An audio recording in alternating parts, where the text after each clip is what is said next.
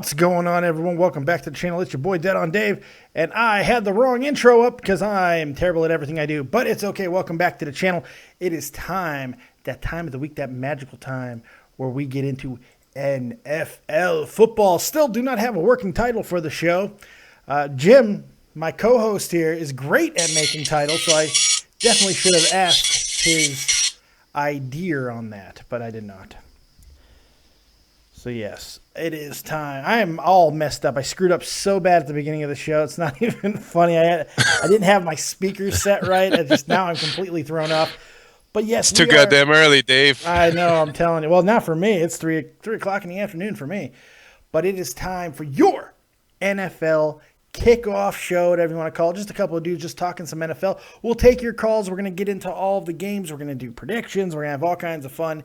Tell you who you should be, who we're going to start in our fantasy games, teams, and all that good stuff. And you can tell us that we're awful and terrible and don't know what we're doing, because it's probably true.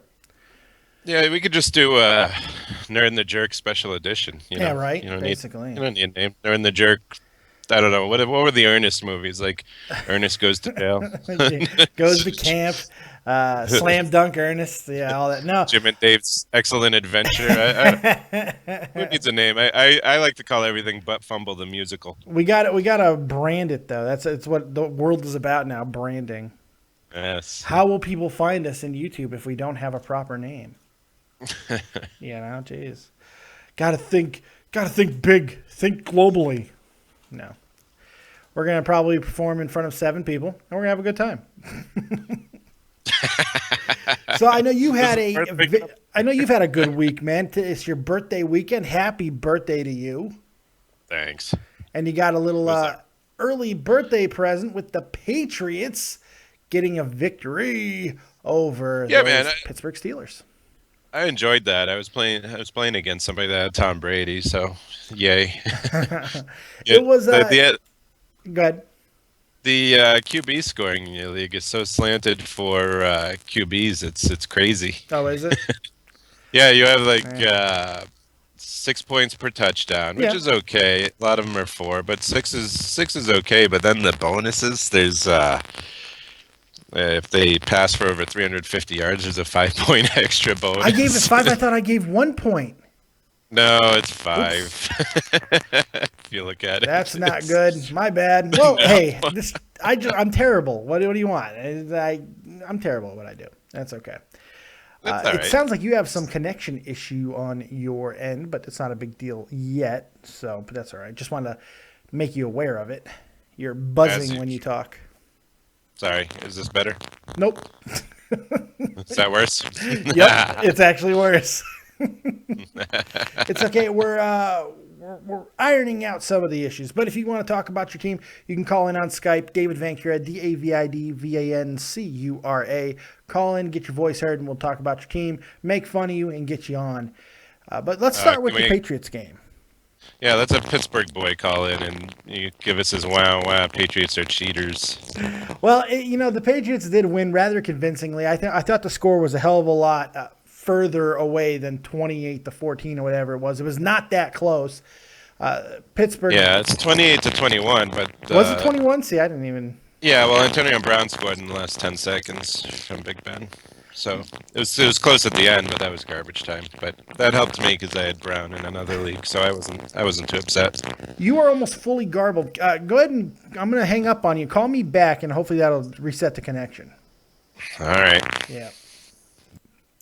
Not good. We have connection problems early. That's not good. But you can call in and you can get your voice heard. But yeah, the interesting thing about that game was Pittsburgh just didn't seem like they could do anything to stop New England. It was just one of those things. Pittsburgh Boy 96, I took your call first here before I bring Jim back in because I want to see how the connection is. Go ahead and talk for me. Radio Gate. You're good. All right. So, yeah, Jim is on. Jim's back. Hopefully his connection is fixed. Jim, go ahead and talk. Can you hear me? You're wonderful now. Pittsburgh boy has joined us at your beck and call there. And yes, the first thing he said was Radio Gate, because no matter how good the Patriots look, once again, another issue has arisen. It's not a well, very the big Packers deal, had though. problems too, so it's not just the Steelers. This is not an actual thing. This is a completely normal thing. It happens in every stadium all the time. Other teams have already come to the Patriots' defense here. There's no wrongdoing. The only person who did anything wrong in any of this is that fucking reporter that was just trying to mine Tomlin for anything he could. What hack journalism, man! I was almost disgusted watching that post game. That's the way it's going to be. It was disgusting. Whether they cheat or not, it's becoming wrestling, and everybody's looking for it and hoping for it. So whatever comes up will be cheating, and whatever. Yeah, you definitely lost the benefit of the doubt. The loss.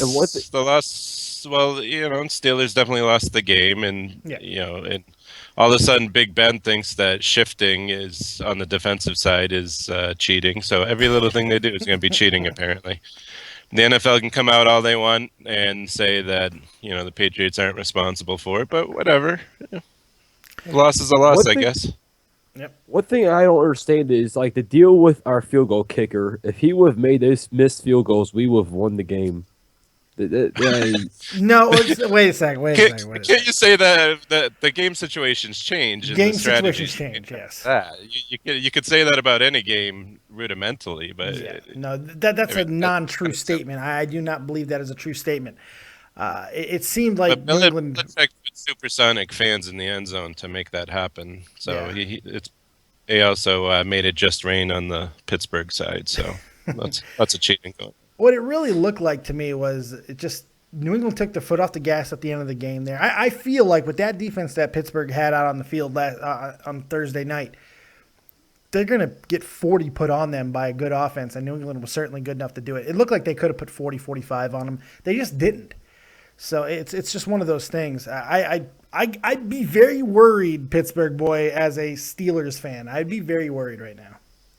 Especially since we got the toughest schedule. Well, also remember, defense is usually further along early in the season, or further along than offense. So usually defenses are playing better early. So we'll see. We'll see. It'll be very interesting. The cool thing about being a Bears fan this year is I can basically shit on everybody because I know we're going to be off. Pittsburgh will be in the playoffs. You know how awful we're going to be? I put a Curtis Enos jersey. I put a Curtis Enos jersey up on my wall, and I don't care. That's how awful the Bears are going to be. I have Urlacher jerseys in this house. I got Cutler jerseys, but I put the Enos jersey. You know why? Because I know. It's all right. It's all right. That's one thing I want to ask you about, Dave. Yes, sir. How do you feel about Jay Cutler? Because this is something I really don't know. How do you feel about Jay Cutler? I feel about Jay Cutler the way everybody else feels about Jay Cutler.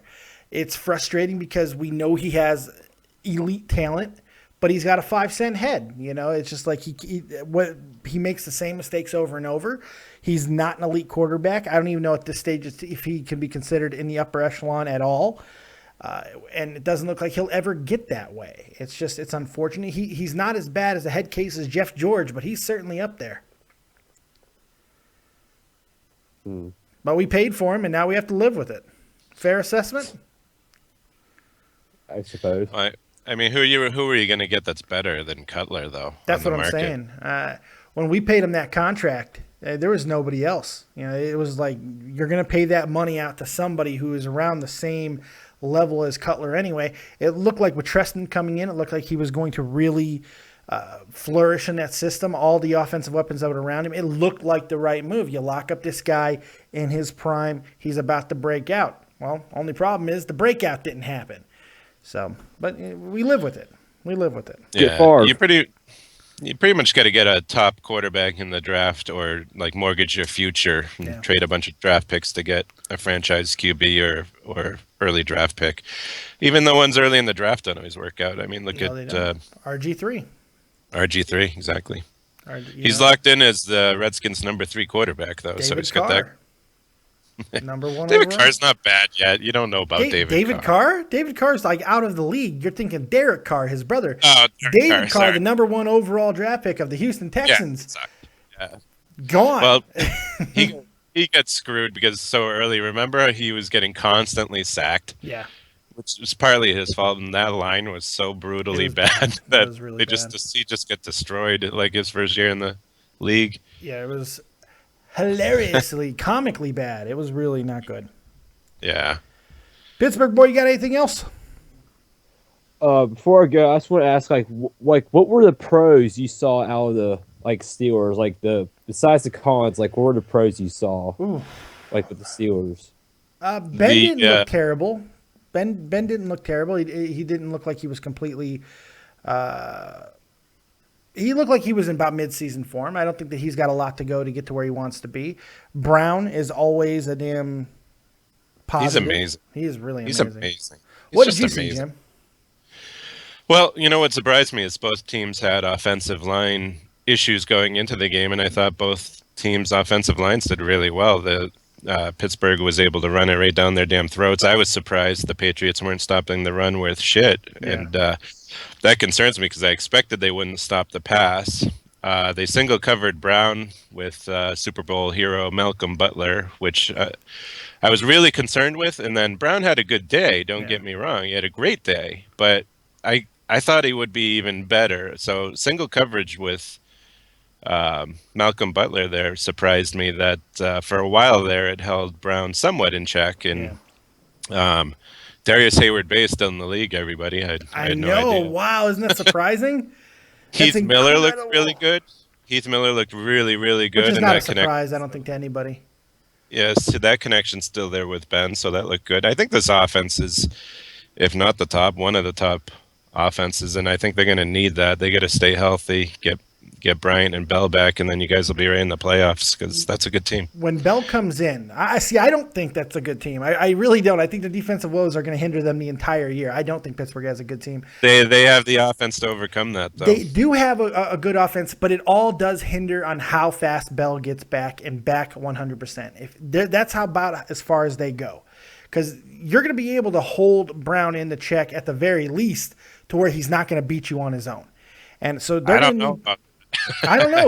Look, they played a bad defense in New England who does not have a damn secondary to speak of. And to your own... Well, hold on. Remember that New England's defense isn't bad. The secondary is bad, but they have a very good pass rush. Well, you didn't show that in this game, and nor did you really stop the run. And the reason for that is really simple. When your secondary is not working with your front end, back and front end's got to talk to each other. If one's not supporting the other, you can't get that pass rush. If you're not holding the wide receivers in the route, you're not getting that pass rush.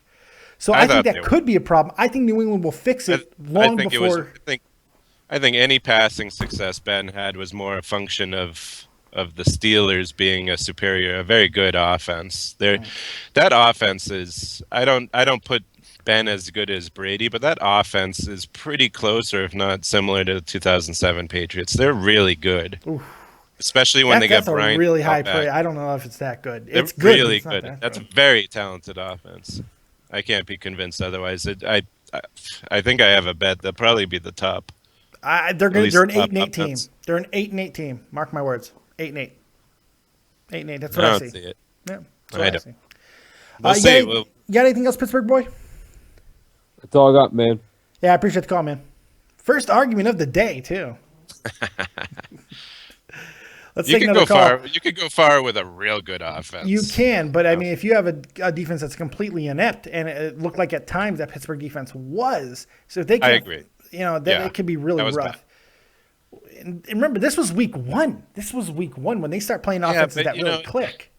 I can't help but think. So it's 28-21 against the Patriots, and the Patriots are one of the better offenses they'll have to deal with. I mean, they have like the Ravens and Cleveland, on their slate. Not week one, though. No, I don't think in week one we saw the best version of the Patriots. Basically, Gronk beat Pittsburgh. Yeah, you saw the best of Gronk and Brady. You can't get much closer to perfection. I mean, he was just nailing all the shit he does. Granted, they're not always down the field, but he had a real high percentage completion for somebody that's been distracted. I think they'll continue to improve as an offense. I think Cleveland will surprise people on offense. I think they'll be a little bit better than people are thinking they're going to be. And Cincinnati, I got a feeling the ginger cannons are going to break out. We'll see. We shall see. Brandon Colby, you've been trying to call in the entire beginning of the show, so I got you on. What you got? Top of the morning to you from Illinois, Dave. Top of Just the wanted morning. just wanted to call in on a couple different things you were talking about. First, you started with headset gate. Yeah. And I just wanted to kind of put my 2 cents in on that. I've kind of outlawed ESPN at this point just because it's like the only thing that they talk about is one of the gates in regards to New England. It's absolutely ridiculous. So if for me as a sports fan, and even you probably kind of feel the same way, that if the most powerful tool that we have is just being able to turn off the TV Yeah. and not watch what they're putting out there, and then they will see that people are tired of hearing about this stuff. We just want to watch football. It's week 1. We should be happy and not having all this BS just blasted on ESPN constantly. See, the unfortunate thing is, though you say that, and so many people do say that, and it's a belief, like, oh, we don't want to see it anymore. The ratings dictate otherwise. People still want to hear about this stupid shit. Social media, it's all they do is talk about it, make memes, and all this crazy shit. So it's constantly flowing. So ESPN's like, we're going to keep doing it. Why do you think all we get is LeBron James stories, Tiger Woods stories, even though Tiger hasn't been relevant in 2 goddamn years, and the Patriots being the Patriots. Yeah, it's crazy. And now everybody's turned a blind eye to the story about the Pittsburgh tight end coach who reportedly kicked a fan when he was going in at halftime. Did you see that? No, I have not heard that one. Jim, did you hear that? Oh yeah, absolutely. But I can't complain about the magnification of stupid, silly Patriots issues, and then start ranting about Pittsburgh. I mean, otherwise I would stop talking about Tomlin trying to trip an active player that's on the field, or Which Big Ben great, allegedly, by the way. That was Big so Ben good. allegedly raping a girl horrifically, or Mike Vick and his dog rape stands. Because the Steelers should be the first team throwing stones this year. I mean, right? I mean, Right. they're so innocent and clean. Yeah, my point was.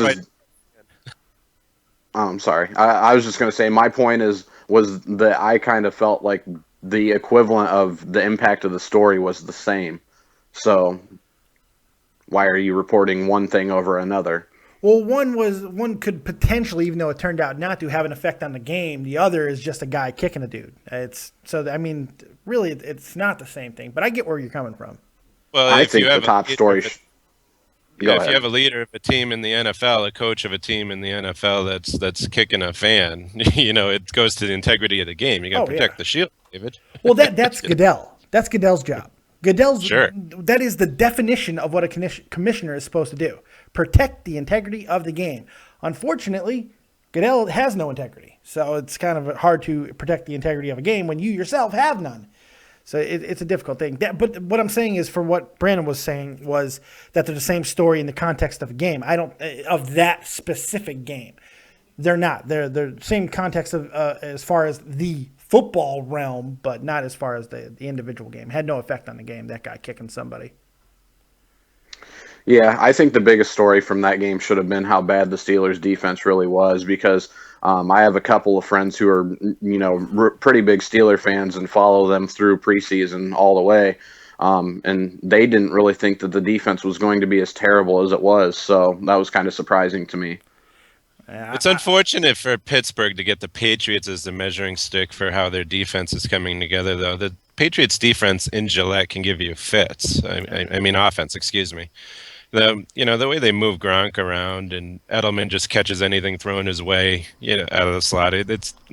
They're a pain in the ass to play against. You think they're just a dink and dunk team, and a lot of times they are, but the Gronk mismatch just throws every other mismatch off, it appears to me. So if whoever's a Pittsburgh fan, I'd give it a little more time. They're not going to be a great defense, but they're going to win a lot of games, I think. We'll see.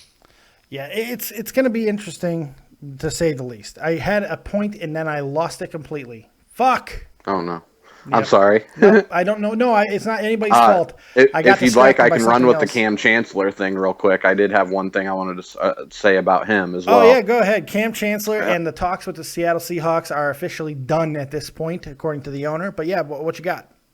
Yeah, so, I mean, really at this point, and it kind of stems off of the whole Gronk talking situation as well. I mean, this guy is the most shut down safety in football, and to me, he's the only person that can really neutralize Rob Gronkowski right now, and I truly believe that. I don't know. No, I agree. I agree with them. I They're don't know if they're less than $1 million apart on a deal. no, yeah, $1 million apart. It's ridiculous, and they should have made the signature. They should have made the sign. There's no question. I don't know if he can shut down Gronk over a course of extended period. I have a feeling that while he did a good job in the Super Bowl, or was it last year? Did he do a good job there? I don't remember. Yeah. I He don't- was injured. You remember that? Yeah. In the Super Bowl, he was all busted up. When you're talking about Gronkowski, you're talking about the most difficult matchup in football. And essentially, you just called Cam Chancellor the most important defensive player in football. And He is. I don't know if that's true. Well, JJ Watt is the most But important. Cam Chancellor is up there. He's very important to that Seattle defense. I completely agree. We're going to find out how big of an impact he has because he ain't playing. So, or Yeah, is it, true or is it that. just an extension? Well, no, he's sitting out. He's holding out. Oh, they said that he's losing like $900,000 a week or something like that each week that he's holding out on them. So I don't think he'll be holding out too much longer. To be honest, they'll get something done soon. When it's a deal like this, when you have a high-profile player and a team that's coming off of a Super Bowl loss and they can't come together on a deal, whose fault is this, Jim? Who's the onus more on here? Is Chancellor not bending just a little bit, or Seattle? Now, I would like to usually bury Seattle, but Chancellor just signed this deal less than 2 seasons ago. That's him and his agent's fault. I'm sorry, but whose It's fault both. is I mean, this? when you're a little less with $900,000 apart in a deal in the NFL, it's both. Yeah. They're both being stubborn, and Seattle kind of has this way. They'll churn their roster. It's Jim, your Belichick signal's can't- gone to shit again, bud. Fuck off. Yeah, I was wondering if that was just me or if call you me could hear back. it too. Yeah. Jim Peterson, sorry, the connection there is terrible, but it's okay. He'll come back in and everything will be right as rain. But I think what he was trying to say is it is on both of them, and it's true, it is. But I don't see the necessary, it's just like you can't bastardize Seattle too much for this situation. They signed him to a new deal. It was a fair deal at the time. There was no question about that. Cam Chancellor outperformed his contract, but he signed the deal. He signed the deal less than 2 seasons ago. Play your contract. Stop whining. Get on the field and play your contract. We're talking about $1 million separation, and you're losing that basically per game. Get the fuck on the field. That's what I think it has to come down to. Yeah, exactly. And I don't know. I think you're right with the whole J.J. Watt, comparison is he's probably the most important defensive player. But at times I think you can kind of replace a defensive lineman easier than you can a safety. Somebody I agree that's with that. I do agree with that. Chancellor is a fantastic safety. There's no question about that. But J.J. Watt's irreplaceable. He is 100% irreplaceable.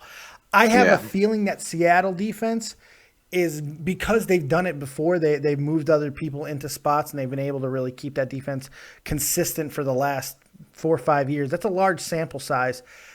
I have a feeling they're going to be okay. Maybe a small drop, but they got enough talent back there in the secondary to where I think that they're going to be able to kind of get through this. We'll see. J.J. Watt goes out in Texas or for Houston. They're done. The Texans are done. Without J.J. Watt, it's over. The season is done. He's the one player on that team they cannot lose. Well, to me, I don't think they have a shot at the playoffs anyways. But yeah, if you're not. right. If he was to go, there would be absolutely no chance in hell of that happening. So, Yeah. You got anything else, Mr. Colby? yeah, I just wanted to get your opinion on our Sunday night matchup tonight: Cowboys versus Giants. I think it's a more interesting matchup than people might automatically think. I think a lot of people are going right to the Cowboys should have no problem winning this game. I also believe it is in Jerry World, so that gives them even more motivation. But I think the Giants are going to be a better team than people are really assuming they're going to be. As long as they have health with Cruz and Beckham being there, I do think that that's a team that can be very dangerous. I think Brandon Jennings should have a bounce back season. I think he He's not as bad as he was last year for New York, but he's not as good as he was in Oakland 2 years ago. But he should find a happy medium.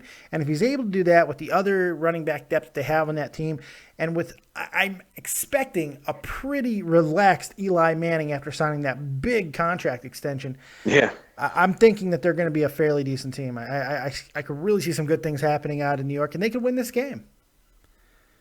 Yeah, my question for you is if this game goes to a shootout, where it's over, each team scores over 30 points. Yeah. Do you really think that New York can actually outscore Dallas? I just don't see it. Fundamentally, I think you might be right. But here's the thing: if it's two teams that these two teams specifically, since that's who we're talking about, and I'm so hungover from last night, it's not even funny. Oh my God, I can't even think right now. I'm so fucking hungover. Okay. I have a little bit more faith in Eli and that offense right now than I do Romo. Like, if it gets to that point late in the game, I know Romo had a bounce back year in a lot of ways last year. Didn't throw the heart-wrenching interception that he usually does. The refs took that away from them, even though they gave it to him earlier in the playoffs. So, whatever there. But Right. I still always look to Romo to make that, especially early in the season, to make that just horrible, horrible mistake late in the game. So if it goes to a shootout, I might have a little bit more faith in Eli. I don't know. I have faith in either one, to be completely honest. Well, I'm a Cowboys fan, and their insiders all seem to, every one of them say that Tony Romo has looked better in training camp this year than in any prior season. So they think that that's a really encouraging sign. Plus, the established, mojo, if you want to call it that, with he and his receivers and his tight ends, and his offensive line. I just think, I think it's going to be, like a 38-30 or 38-27 or something like that tonight, in my opinion. Well, here's one thing, though, that we didn't touch on that I think is really important to talk about. A lot of the reason why they were able to open up the matchups they were in the passing game is because they had the number one running back in football last year. Didn't DeMarco Murray lead the league in rushing last year? He's not there anymore. And unfortunately, you're left with a bunch of guys who, although have talent, are either injury-riddled or inconsistent or simply haven't had any time in the league to establish, hey, are these guys a legitimate replacement for DeMarco Murray? Losing a running back like that, especially a punishing, bruising running back who does take a toll on defenses like DeMarco Murray, that's going to have an effect. And I believe that Dallas it could be in danger of losing a couple games early, especially to a team that could be dangerous like New York, before they're able to figure all that out. I do see Dallas making the playoffs because I think the NFC, outside of a few really good elite teams, is going to have some depth problem, but we'll see. It's going to be quite interesting to see how that goes. But Dallas has a very legitimate chance of making the playoffs this year. But early on, it could be a bumpy ride because of the loss of DeMarco Murray. Yeah, definitely. It just depends on how running back by committee goes for them. Yeah. I'm hoping Darren McFadden comes through. Yes, me too. It's funny, though, because the Dallas insiders also said that they've seen flashes of that 2010. Yeah. The Raiders, when he had that one huge season where everybody who had him in fantasy was just like getting crazy points from him. And they said that they seen that. And I kind of saw it in the preseason too. Not to say that, gauging something off of the preseason is a smart idea in the first place, but preseason means nothing. But the thing with the thing with McFadden is the talent's always been there. He just can't stay healthy. Yeah, exactly. I'm hoping we can at least get one good healthy season out of him. That would be great. It would be helpful, I'm sure. Well, good luck to the Cowboys, which is not something I say normally, but good luck to the Cowboys. I think you're in for a tough game against New York. What do you think, Jim? You're back on. Yeah, can you hear me this time? We can. All right. I just scrambled and set up the goddamn podcast mixer, and hopefully it'll be better now. That using that dumb headset never seems to work out for me. The Cowboys will be okay. I do think the Giants will win this week, but I don't.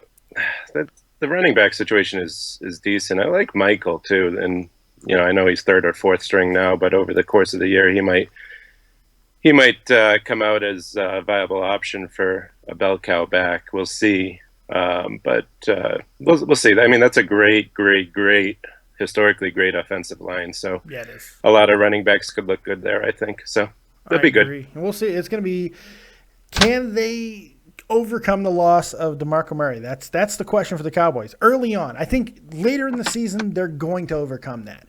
But early on, I don't like running back by committee. I don't think they ever win championships with that. I think you need repetition and all that to get the offense in a flow. you need consistency. I guess you could stability. Yeah, I guess you could say the Patriots had success, but in their playoff runs, you usually see a lead back, like you saw with LeGarrette Blount. Yeah. So I guess we'll see. I think it'll solidify itself over a few games, though, and I don't know who that's going to be. I don't know which. It seems like any one of them could be the lead back in Dallas. Well, again, I'm hoping it's McFadden because I have him in my fantasy because I was looking that he was going to be starting, but now I just got a brand new update. Adam Schefter reports that Joseph Randle is expected to start tonight for the Cowboys. They keep going back and forth. It's these are what NFL coaches think matters. Like just like the injury reports. If we don't tell them which running back will be back there, they'll be so miffed and mystified. Right.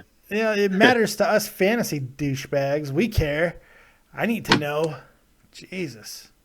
NFL coaches don't care about your fantasy team. I know they don't. They should though. Don't you think they should? Excuse me. I don't know. Yeah, yes and no. I don't know. Let's see. Let's see in the chat. Let's see what anybody's talking about in the chat. We got Sean Cusack. How healthy is Randall Cobb? About as healthy as we knew before. Shoulder injuries. I'm not sure if he's playing or not. Yeah, I saw an update. ESPN's Bob Holtzman reporting Randall Cobb isn't 100% and will wear extra protection on his injured shoulder, but will play against the Bears. There you go. He will play. So that makes him a serious threat at all times. Once they get, what's his name? They just re-signed. James Jones. Yeah, James Jones. Thank you. They re-signed him. I think once he gets reacclimated to the offense, which shouldn't take long since he was in that system before, he'll take a little bit of the pressure off. But, the worry with Cobb is he's an itty-bitty little tiny guy. And itty-bitty little tiny guys sometimes don't last long in the NFL, no matter how much talent they have. So, I will point out Cobb did very well when Jordy went down a few years ago with a serious injury. Yes, he did. Yes, he did. So, we'll see. Davante Adams is interesting to watch. I was hoping they didn't sign James Jones because I had picked up Montgomery. I was curious to see if he was going to get some work this year, but I dropped him. I think the Packers, if they're smart, especially going up against the Bears today, the Packers are just going to completely pound the ball. You don't need to take unnecessary risks with Cobb in a game like this. The Bears are horrible on both sides of the ball. So just run. You got a hell of a running back there. Just give him the ball. Give him the ball. On the Chicago side, I'm curious what they do with Forte this year. I'm worried they're going to try and make him more of a one-dimensional running back again, which never was a success or wasn't always a success. He should, that guy should catch 70 balls a year for Christ's sake. His value is in his versatility. The fact that he's a complete back. He's able to catch balls out of the backfield. He runs routes well. He blocks fairly well. He does miss assignments at times that has gotten Cutler hurt in the past. But Forte is really good at what he does. He's also able to go up the middle at times, but he's better going around the corner. So I don't know if giving the ball 25 to 30 times is necessarily the way to go with Forte, especially he's entering his year 30. I believe he's 29, 30 years old. I don't know. We'll see. Bears have a lot of issues. Somebody in the chat's asking how we think Davante Adams will do. I think he'll do great. I think, 80 yards and a touchdown would be my guess. Yeah, against the Bears, I think that might even be being generous. Or generous against how bad the Bears will be. You're being conservative, I should say. I really like Eddie Lacy against the Bears today. I just think they're going to run it up with Lacy. Yeah, I think that's very, very fair. I think should completely tear it up. I couldn't remember his name, so I called him the running back. I'm very hungover. It's not good. I'm completely. You have $1 million man laugh. Do you know that? Oh yeah, you do. it's not as maniacal as his, but I have the $1 Million Man laugh as my alert for when I get a donation. By the way, if you want to donate and give a tip to the Fat Man for everything we do here on the show, you can go into the description box of this video and donate to the channel, and you'll hear that laugh for yourself. But yeah, and you sound just like it. It's crazy. Hey, does that make Bango my Virgil? I hope so. That would be awesome. That's what we should do. Let's call him your Virgil from now on. That works for me. Any more callers here? Let's talk. Yeah, you know what's funny? You just said caller. Alicia, give me the phone because we're getting our daily interruption from the one, the only Tommy C. No, I'm sorry. It's not Tommy C. It's my daughter's friends interrupting the show. I thought it was going to be an entertaining interruption, but unfortunately it's not. So you should put Tommy on the show. Yeah, I know. Do we have any more callers? If you do, go ahead and call in. If not, we're going to go ahead and start getting into our predictions. I think that'll be fun. There are some fantasy football questions in the chat, mostly from Pittsburgh Boy. Is he so, in Dave, our would league, you start? I don't know. I don't want to give him help if he's in our league. Oh, good point. Is he in the league? I have no idea. Todd Gurley's due sometime between week 2 and week 4, and he's going to be awesome. And I wish I had him in my team. Really? I'm Yeah. worried about. I'm worried about that knee. It's a full. He's had a full recovery time. And Yeah, I'm apparently still worried, man. From all I don't know reports, why. he looks really good. I don't know why. I just maybe it's because his name. I don't know. I just have a feeling he's gonna get hurt again. Gurley, get it? We could help Pittsburgh Boy as long as he's not playing you or me. So, his question is: do I start Malcolm Floyd or Keenan Allen? Keenan Allen Keenan this Allen, week. because I think he has a little bit more health than Malcolm Floyd, or is that Michael Floyd who's got the health issues? It's Michael. Michael, but Malcolm's kind of. He says he's not in our league. Okay. Malcolm's kind of out there as a stretch. Yeah. I would go Keenan Allen. Keenan Allen, I think yeah.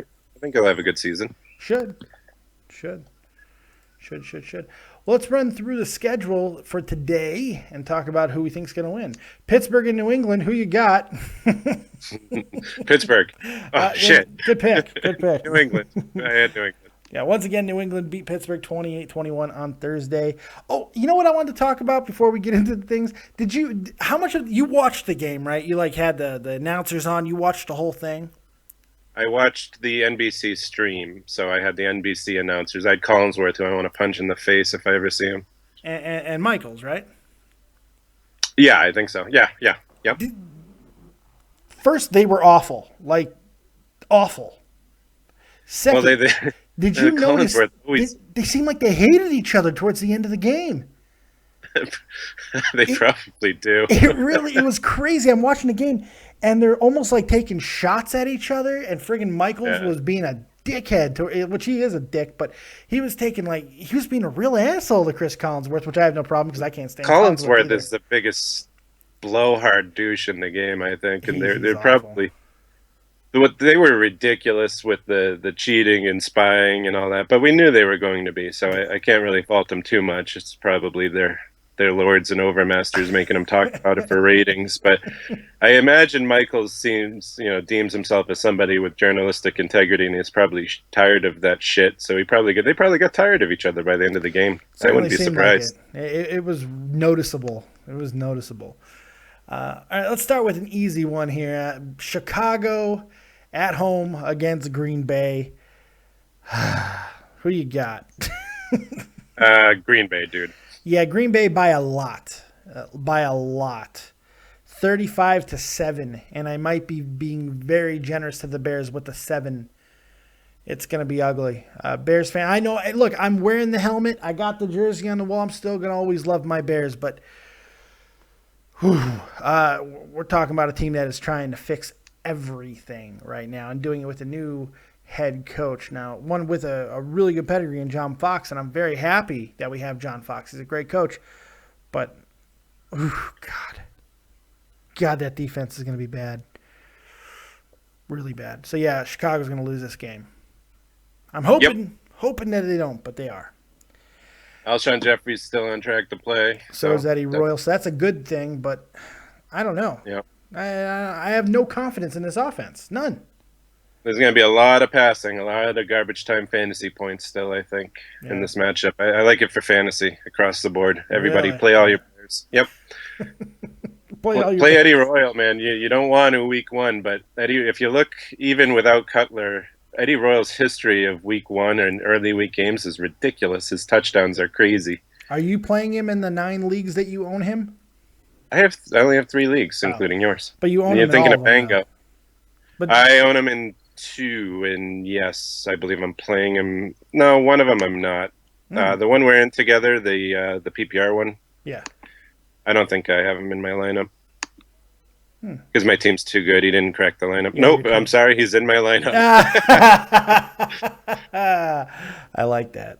That's the league where I have Antonio Brown, Bryant, and CJ Anderson going. It's not bad. That's not bad at all. I had to choose between him and Alfred Blue, who I hate. I think you made the right and choice. Stevie Johnson, who's a sneaky pick, but I still like Eddie Royal better I think this you week. made the right choice. I Yeah, I'm think you just made the right in choice. that league. I'm just waiting for Foster to come back, and then I'll probably go undefeated. If you had Martellus Bennett, though, that's the guy I think he's going to have. If you have Martellus Bennett in your league, start him. You should have been anyway. I mean, he's a black unicorn. He's awesome. I have a feeling he's going to have a monster season. He's the one Bear that I think is really going to have a good year. Cutler's going to get him that ball. It's going to be crazy. Eddie Royal's going to have a good year for Eddie Royal, man. I'm telling you. Probably. Back with reunited. Come on. And it feels Probably end up better than Alshon Jeffrey just to screw me. And I like Alshon Jeffrey, man. I really do. We'll see what he does without Brandon Marshall across the field from him, though. That'll be interesting. Interesting game. Kansas City at Houston. This is an interesting game to me. It is. Who you liking this in? I'm concerned about Houston's offense, so I'm going to give the edge slightly to Kansas City in a close defensive game. If Charles is 100% healthy, which we know he's not, and he's able to go and without any restrictions, I would be definitely all over Kansas City. I have a feeling Houston's defense is going to be absolutely disgusting today. Just shut them down. I think it's going to be a very, very rocky game for Kansas City. Low scoring, something 14-10, but I think Houston's going to walk away in an absolute slugfest. They're going to beat the shit out of each other by the end of the game. I mean, it's the one game they'll have Clowney for at least 10 minutes, and then he'll be gone for the season again. So I'm really curious to see Clowney and Watts play together. What? If Clowney could stay healthy, that's a terrifying. But what the hell is Houston going to do on offense? I mean, Foster's such an offense changer for that team. It's crazy. They're going to hope, and they're going to rely on that receiver, friggin' Hopkins. That's what they're going to do. But he's the only one. Yeah, I know. I'm not saying it's ideal by any stretch. Who's the tight end on Houston? That guy will probably that's probably a sneaky pick. Graham. Yeah, Graham. Their biggest problem is Hoyer. Hoyer he's never going to be successful, but I don't know. It's gonna be tough offensively. It's gonna be tough. But J.J. Watt, man, he's gonna score a touchdown today, either offensively or defensively. That's where they're gonna get half of their 14.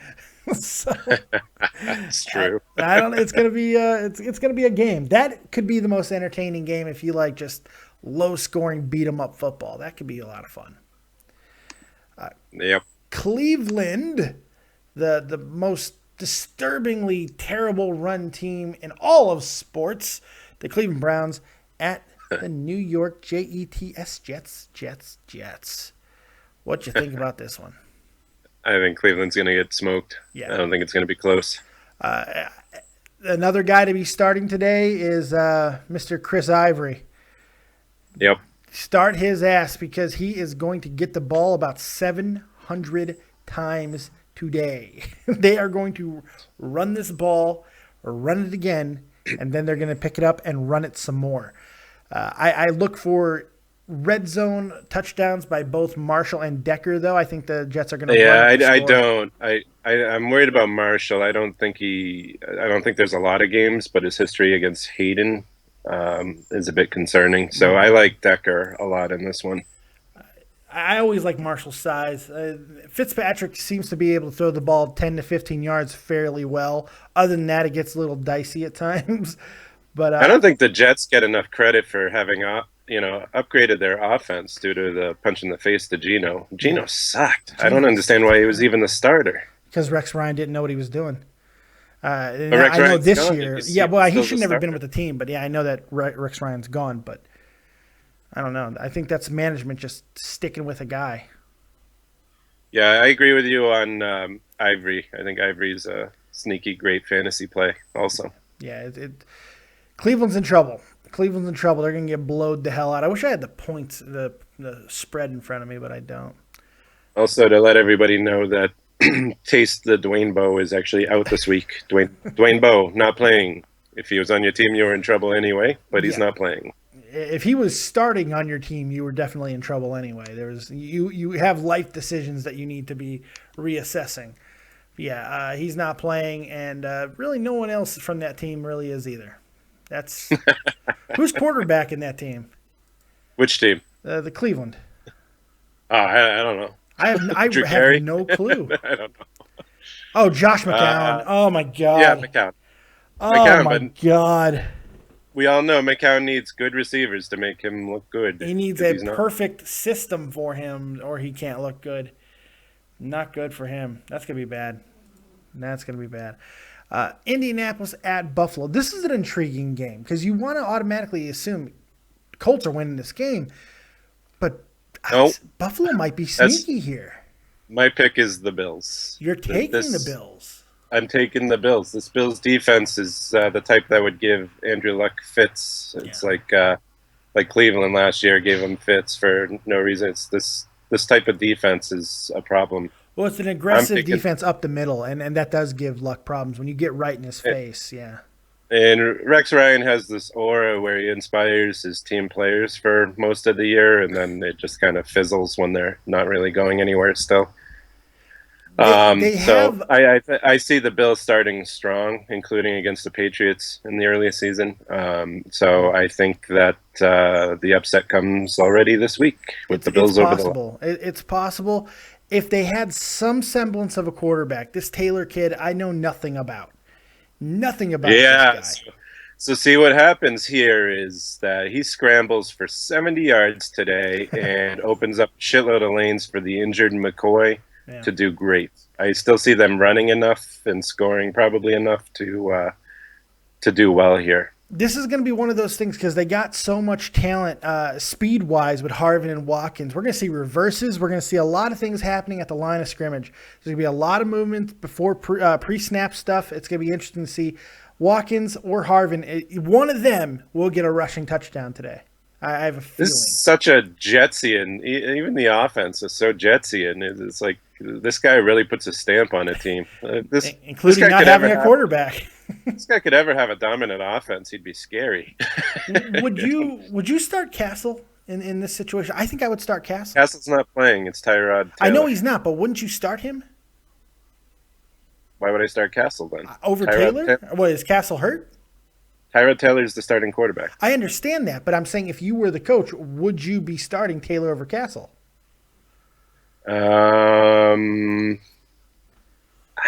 It depends. I didn't see how he looked, but Matt Castle can look downright shitty. The upstart rookie might have more excitement and playmaking ability. He's probably more of an athlete. So I don't know if I fault the decision. I don't have enough information to make a judgment. Tyrod Taylor's been around a while, actually. He's been around since 2011. He's 26 years old. 6th-round draft. I don't know much about him. Man. I just know he can run, and I expect him to. We'll see what he does. I don't know. I'd go with a guy that is a traditional pocket passer most of the time in a situation like this. And Castle, he can look decent at times. He can look dreadful at times too. But I don't know if I would, though. I don't know if I agree with you because I feel like Vic and McCoy. McCoy was stronger with Vic a lot of the times because it opens up more lanes, the threat of Vic running. No, that's true. That is true. Using McCoy more effectively, you're right. With McCoy in your backfield, I think that this may be the move. I mean, you already have to pay so much attention with at least a spy to make sure he's not scrambling and getting first downs. So Yeah. I'm kind of intrigued. Maybe I'll watch this game even. I'm still I don't going know. with Indianapolis, though. All that being said, and I do think there is a lot of intrigue, and the defense does scare me. I think Indianapolis is going to really make a huge run this year. This is a team that they're complete, top to bottom. That defense is not terrible. They're not elite by any Yes, they stretch. are. They're not They're that terrible. terrible. That defense is not that terrible. They're terrible. I think the They're defense terrible. will be better than you think they will be. Terrible. I have no idea who. I couldn't name you 5 guys on that fucking defense. But They're terrible. I don't know. We'll They're see. not- Where were they last year? Not good. They were, It's- yeah, but I people, don't think were they bottom people of the kept league dropping then? 200 rushing yards on them a game. Yeah, we'll see what happens. But I like Indianapolis. I think they'll be fine. Jonas Gray ran for like 200 yards and 4 touchdowns or something, for Christ's sake. Yeah, that's not a good Jonas thing. Gray, I think he's on a practice squad somewhere. Yeah, he's out of the league. He was actually promoted. He's actually on Miami's roster. which Oh, I is don't- he? I don't get. Uh, I hope Miami doesn't get tricky again. Just run Lamar Miller, for Christ's sake, stupid Miami. that's the game we're going to next. Miami at Washington. This can be viewed as a tune-up game for Miami. Washington is not good. Not good. Miami's gonna. This is probably going to be a blowout too. Miami's going to kill them. They should. A win for Washington would basically mean Kirk Cousins not dying. If Cousins doesn't die in this game, then they should be happy because Miami is going to be hunting. They are going to be after the quarterback all day long because Lord knows Washington is not going to be able to run the football, mainly because they're going to be down by 14 in the first 8 minutes. So Yeah, hide your Alfred Morris, man. You kind of have to start him because of where you draft him, but he's just especially with Cousins, it's not his thing. No, it's not. Miami looks downright scary defensively. Offensively, you still got to convince me on Tannehill. Well, I think he's above average quarterback in the NFL. I don't know if he's worth a whole ton of money. He's the second best quarterback in the AFC East, easily. Yeah, but that's not. There's got only 2 quarterbacks we're talking about in the East. Got a lot of weapons, man. I love Jarvis Landry this year. They do have a lot of weapons. And I'm on the record as far as Lamar Miller. I think they need to let him. You said it right, though. Don't get tricky. Give the ball to Miller. Right. Yeah. If they do that, they should be fine. Guy averages over 5 yards a carry. Let him go. He gets like 13 carries a game. It makes no mathematical sense. Let him go. Yeah, I agree. I really want to see Matt Jones on. I just wanted to throw it out there on People Washington. are loving Matt Jones. I'm really excited about him. It's tough because Alfred Morris is an established veteran now at this point, but I really want to see what that guy does, and see if they start to split or if he gets some. They liked him more than Hilou, and Hilou kind of snuck in and stole a lot of Alfred Morris's value. So Yeah. I'm stashing Matt Jones. I'm really curious about him. I think that's a good move. We got a first donation of the day. So thank you very much to Magician J414 donated $1 and said, "Hey, did you hear that Moses Malone just passed away today?" I did not hear that. I did not. That's No, sad. That is sad. I had he was the final ABA player to play in the NBA, if I'm not mistaken.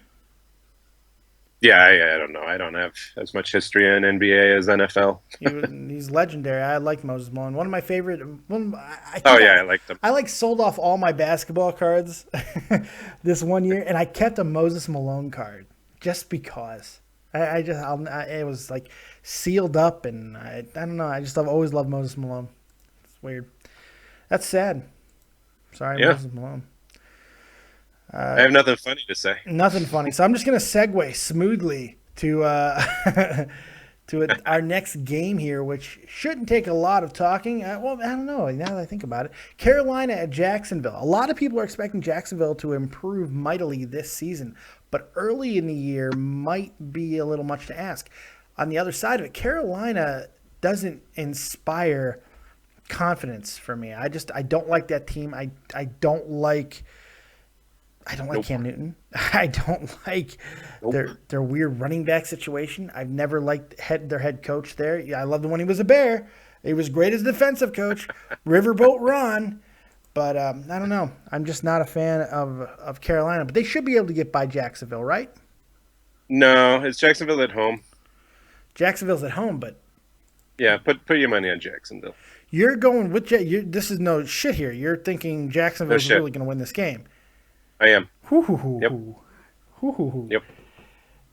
Bortles. I'm saying offense is going to win over defense. Bortles is much improved and wasn't that bad for a rookie. Wasn't that bad. I think there's a lot of underrated weapons. I've said this before, though. Yeah. People don't agree with me, and I'm sure they won't. But Jacksonville is a much improved offense, and they've gained a lot of experience with their young players. I'm not sold on the Jacksonville running back situation myself, but the receiving, I'm there. Julius Thomas isn't playing. That hurts. That hurts them significantly. You know, I love Allen Robinson. I love Hearns. So I'm excited to see what those guys do. They have some depth at receiver. This matchup scares me. I think it's a bad matchup for them because Carolina is going to play good defense. TJ Yeldon is starting for running back, I think I read earlier today. So yes, for your fantasy update there, TJ Yeldon is starting. Which I think Carolina's defense is slightly overrated right now. They are, especially early in the year. They are, but I think they're good enough to be able to hold in check Jacksonville without some of their big components like Julius. If Julius Thomas was playing in this game, they're going to run a 2 tight end set with him and Mercedes Lewis, and it's going to be a nightmare for defenses. But they don't have that. Right. So it's going to be rough. It's going to be a rough game, but I'm going to go Carolina just because I think they're slightly better than Jacksonville. I don't blame you for that pick, but so we have disagreement on 2 picks so far, right? Oh, okay. Everything else. Oh, wow. Really? Right. I thought we were disagreeing on more than that. It's incredible. Maybe. I don't think so, but I think maybe. you're right. Seattle at St. Louis. Always an interesting game when it's in St. Louis. For some reason, the Rams give Seattle fits when they're in St. Louis. I don't know why. Yep. They just do. So it's going to be interesting to see what they do today. This is a different St. Louis team than we've seen. All kinds of running back issues. That is apparent. But Nick Foles, can he right the ship? Can he get St. Louis going? They got a hell of a defense. We know that. For Seattle, how big is the addition of Jimmy Graham going to be and the loss of Cam Chancellor going to be? Those are the 2 things that are going to be the biggest questions for Seattle. I still think Seattle's going to have enough to win this game, so I'm going Seattle. I picked Seattle in a very, very close game. Fantasy update, Benny Cunningham is expected to be the every down starter running back for St. Louis. Benny Cunningham, there everybody. You go. Why did they get rid of Zach Stacy? Because they probably making room for Gurley. How many? Guess. I mean, exactly they still have Trey Mason. Yeah, if he's another one. How good is a running back when he can't stay on the field? Well, not good, right? You have no value. By the way, I always thought Trey Mason was overrated, but St. Louis seems to like him, and they like always like their Benny Cunningham. By the way, speaking of St. Louis, I want to give a very special shout out to my co-host on Touch 'Em All, very big important member of the channel right here on Dead on Dave Productions, the one, the only, the abstract, the man, the human Adonis that is Jeff the Huff Huffman. Happy birthday, my friend. 21 years old. Happy birthday. Hope you enjoy your birthday today, even though probably more than likely both your teams are going to lose. That's okay. It's all right. It's all right. He's a fantasy savant. I appreciate him. Defense. Oh. I couldn't believe he actually did that. I just was in shock that he actually did that. I was just hoping he did it for comedic value because it works. It worked, man. It was funny. It was so good. That's really funny. Where were we? Okay, so Seattle over St. Louis. We both on that. But I think I'm with you, though. It's going to be a close game. Yeah. New Orleans at Arizona. Oof. This is an intriguing game. This is if it was later on in the year where we knew exactly what we were going to get out of the Saints. I still buy into Drew Brees. I understand that he doesn't have a lot of the weapons that he's had in the past, and that is something to worry about. It's still early enough in the year where I'm still going to have questions about Carson Palmer over on Arizona. And without Carson Palmer, we know how bad Arizona is. They are not a good team without Carson Palmer. So yeah. This is I don't like intriguing this. to me, but I still think I Arizona's don't like got the this. Saints with new weapons traveling. The Saints away in recent years is so alarming. Last year I'm even at starting home, Drew yeah. Brees. I'm starting Drew Brees, but I hate it. I hate it. I wish I had a better option just for like this week. Just for this 1 week. I'm going with Arizona, but I would not be. I'm not happy about this pick because I have a feeling something could happen, but I don't know. I'm going Arizona, but tentatively.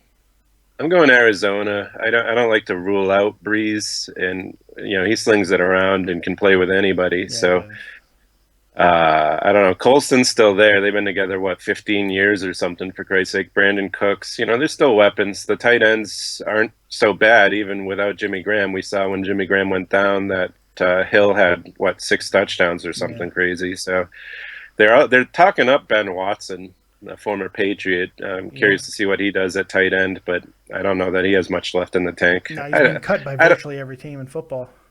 I don't like New Orleans on the road against I don't the either, tough defense. But what you got to do, you got to pack two things when you're on the road in the NFL. You got to pack a defense and you got to pack a running game. And Mark Ingram, I feel this is going to be his breakout season.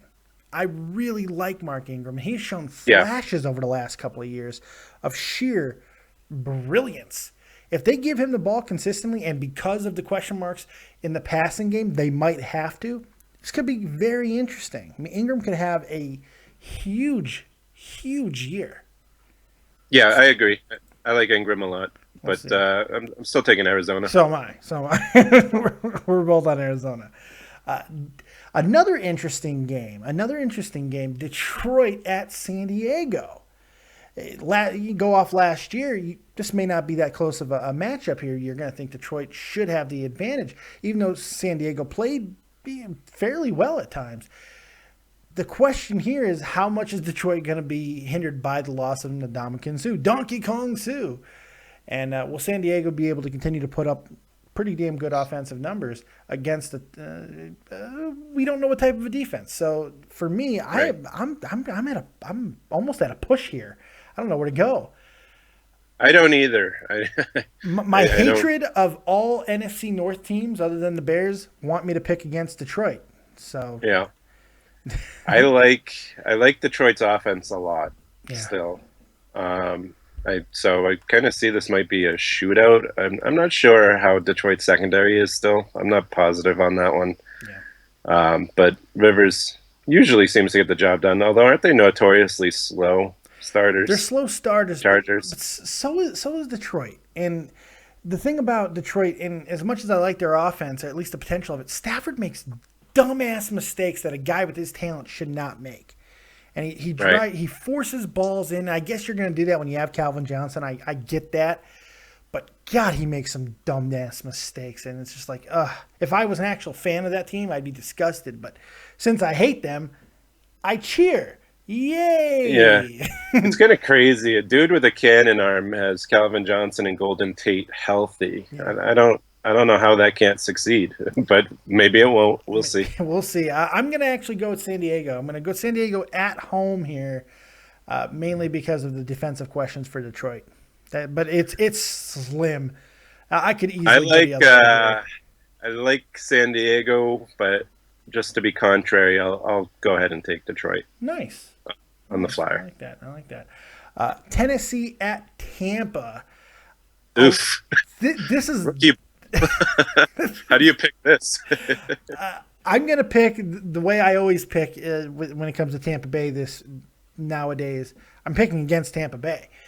Mainly because Lovie Smith has no fucking idea what he's doing. Not a clue. He just walks around in a daze. He might be a mute.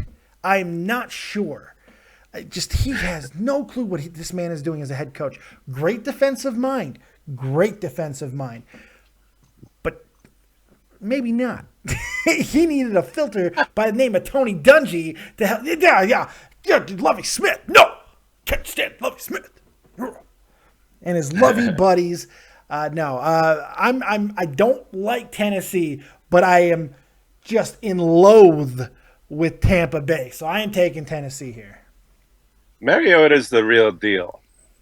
Yeah. I think He from could an be. NFL poise and talent, I think he'll be really good. Ian Rappaport, NFL.com's reporting that Mike Evans feels good and is optimistic about playing, and I think that makes a big deal in this game. It made a big difference.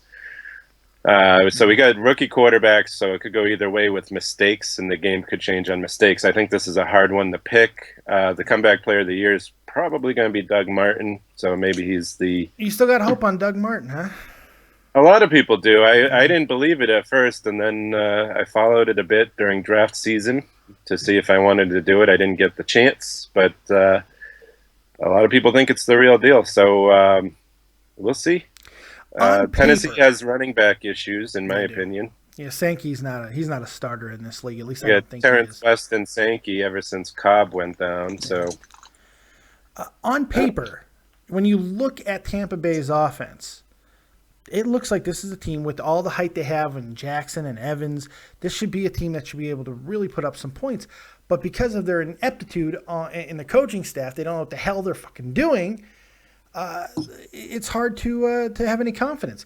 You're right, though. Doug Martin is going to dictate a lot of this game. If Doug Martin can be the comeback player of the year, or he could be what he was a few years ago, if he could be the muscle hamster, then he doesn't like that name. No, I don't care what he likes. He's not here. Even if he was here, I'm really fat. He's small. I can lay on him, and hopefully until the cops come. And if I can't, then I'm gonna get my ass kicked. Oh well, that's wouldn't be the first time, kids. Certainly won't be the last. What can you do? Cry. That's what I'll do. Jameis Winston. That's. Yep. What do you think of Jameis Winston, man? That's. I don't know. I don't know.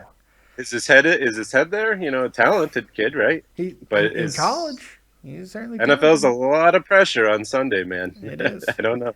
Going against someone that he's played in pressure games, but yes, he has. I like Mariota this year. He's going to be compared to Mariota the entirety of the season, and now he's got to play him in the first game. It's a lot of pressure for him. I think he cracks today, and then he's probably going to go rob something tomorrow. I'm sorry. This kid just rubs me the wrong fucking way. I love the rookie against rookie. Should be exciting, but I think at least one of them gets blown up with mistakes, and that'll be the difference in the game. Yep. So, what'd you pick? Tennessee? I'm going with Tennessee. I think because I'm with you. I think Mariota's the more complete package right now.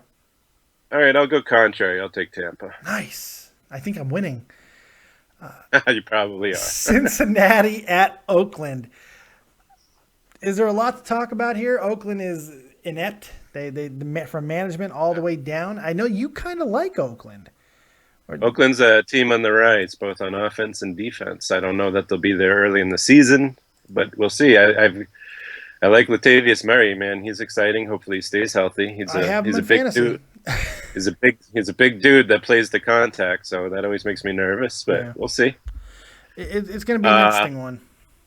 Yeah, someone in the chat was asking about Crabtree. I think Crabtree's interesting. It's an interesting offense. I don't know what to make of it. I have to see them a little more play together, but they'll probably be a little better. Almost Jacksonvillian, where they're probably a little better than people think they're going to be. Well, you like Mr. Carr. You like Derek Carr. I do. I don't. I do. As an NFL quarterback, I like him more from an NFL perspective than I do fantasy, of course. Yeah. But I'm sold. I'm a believer. He improved a lot over last year, I thought. I don't know. This team has the penchant for disaster, and that does scare me. We'll see what they do. Cincinnati Oakland always does. Yeah. Oakland can always blow it up, Always. Cincinnati should have enough to win this game. So I'm going with Cincinnati. The Ginger Cannon, A.J. Green, he got his money. They should win this game. Yeah, don't forget Jeremy Hill, man. He's an all-world running back. Yeah. That's one of the best. Him. What about Giovanni Bernard, huh? He's, in a game, he might make a difference. In fantasy, people are way too on that guy's nuts. I don't know. I agree. Tyler Eifert. Look for him to have a big game today. That's one of my guys. I think he's going to have a really nice game today. Yeah, I agree. we'll see how accurate the ginger cannon is. But I need AJ Green to do well. So here's hoping. Here's hoping. Here's hoping. So we're both on Who's Cincinnati. who's at home? Oakland. Hmm. It doesn't matter as much when it's Oakland. Not anymore. The black hole is kind of nasty. In the 90s, 80s. Cincinnati. Not sold in. I'll take Cincinnati. I can't be contrary. Contrarian. Yeah, don't be contrarian just for the sake of I'll take Cincinnati. Baltimore at Denver. Theoretically, interesting matchup because Baltimore does seem to be they get up for these type of games with the bigger stars, but I'm going with my mind and without a lot of explanation, I'm going to go with Denver. I'm going with Denver, and it's not very football. It's Denver, in the altitude early in the season is very difficult for players to play there.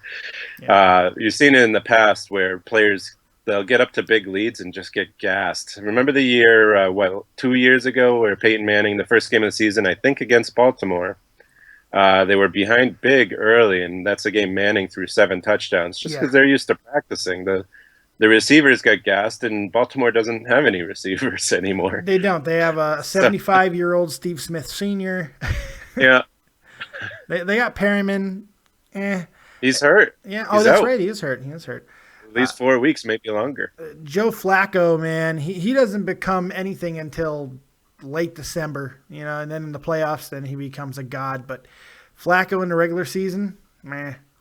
And they don't. Justin Forsett is Justin Forsett. Now, you can try to convince me on him. I know some people do.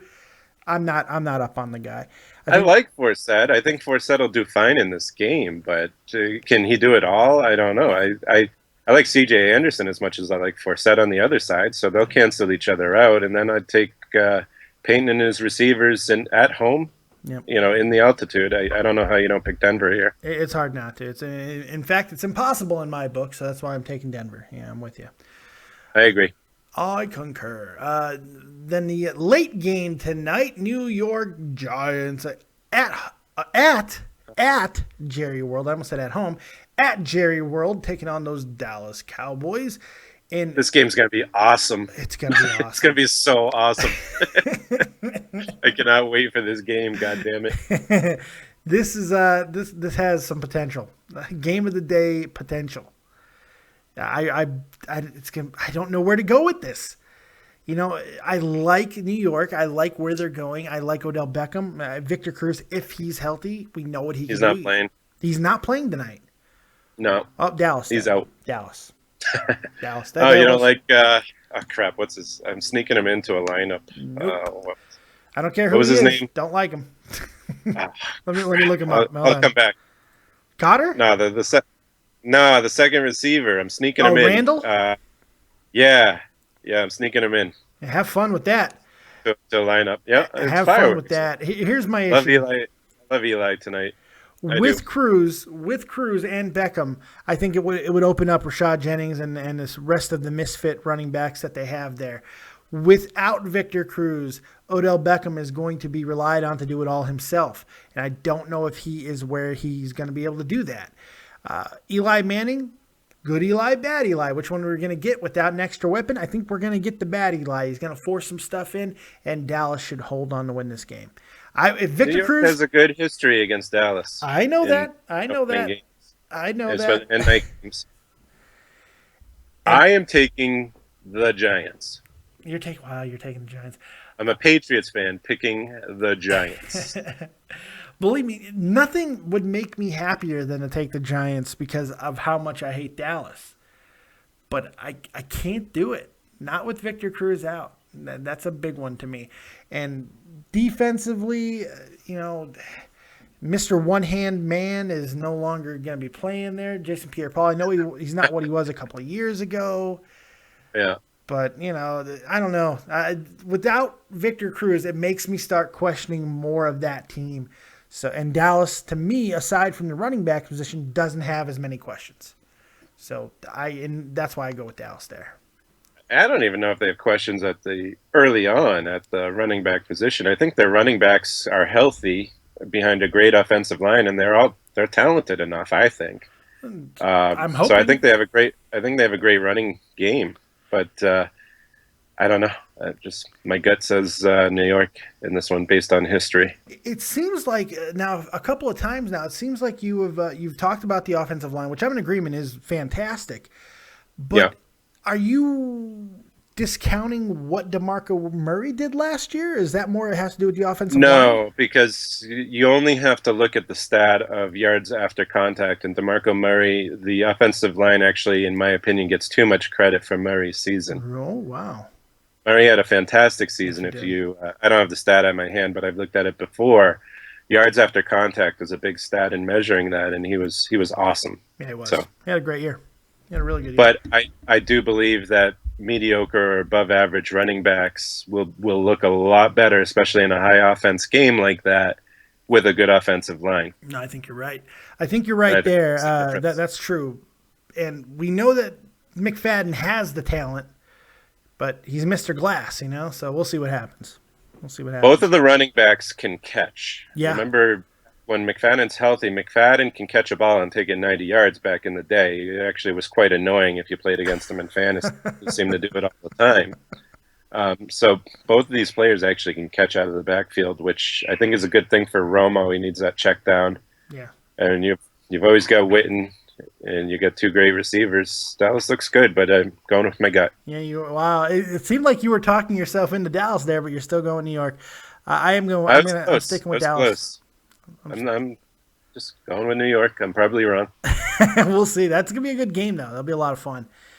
Monday night games, Philadelphia at Atlanta. It seems like some people have flip-flopped on this, and people are talking about Atlanta like making this resurgence, come back from a horrible year last year. Yeah. And they're doubting Philadelphia. I don't know, man. I think Philadelphia is going to be just filthy this year. They got a chance to win the whole damn thing. So we'll see.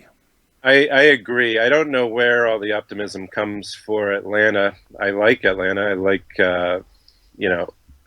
Matty Ice there, and Julio Jones I've always been a huge fan of. But outside of that, I think their running game could be good, but is an unknown. And I think that team will go as the running game goes. Yeah. They're talking about a committee. In fact, in your league, I'm playing against both the running backs, which I think is weird.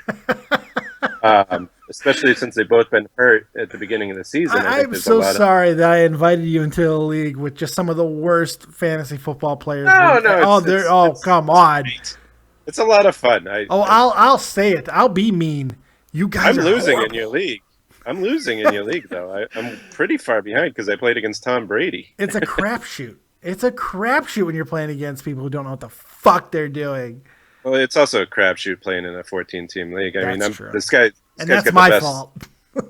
In fairness, he's playing some bad running backs, but he's got the two awesome receivers. He's got Des Bryant and Odell Beckham Jr. in the same game, and he already had Brady, so I've got an uphill climb here. Yeah, you do.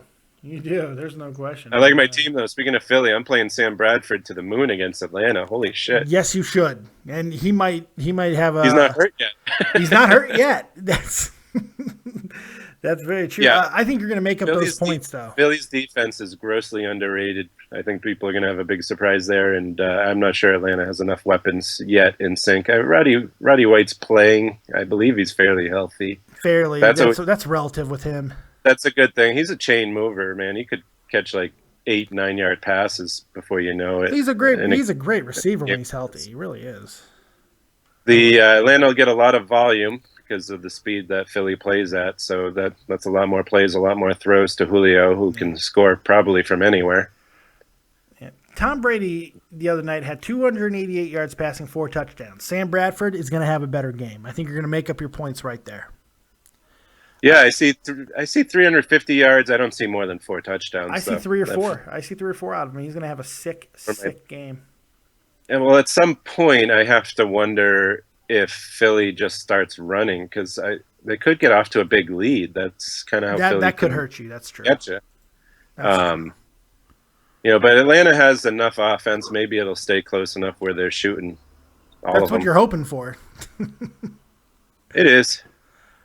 It is. I wouldn't play both Atlanta running backs. Neither would I. But hey, that's okay. Should be for your benefit. So I'm going with Philly. Are you joining me on that boat? I'm going with Philly easily. Easily.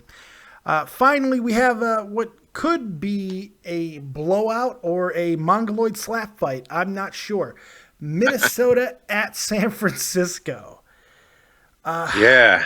I don't know what the hell to do here. I think both teams have a lot of questions.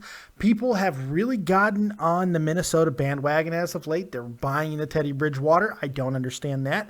Of course, I am. I like it. I don't understand it. I don't get it. I like it. I like Teddy Bridgewater with Adrian Peterson, man. It's a whole different game, and he improved dramatically over the year. He was a top quarterback in the stretch run last year. It was too little too late, but he's got the weapons. He's got Adrian Peterson, which adds a whole different attention from the defense. He's got a weapon. He's got Peterson. And it was the 30-year-old Peterson. Doesn't he have Rodgers and Wallace? You don't like them? You don't like Rudolph? No. Really? Yeah, not really. No, not really. Why not? I hate Minnesota. You got to remember that too. I do allow my biases to get into it.